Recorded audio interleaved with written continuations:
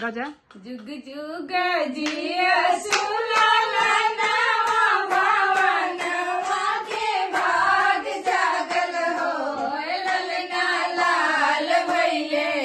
कुलवा के दीपक मनवा में आस लागल हो ललना लाल भैले कुलवा के दीपक मनवा में आस लागल आजू के दिनवा सुहावन बड़ा मन भावन हो ललना भाभी के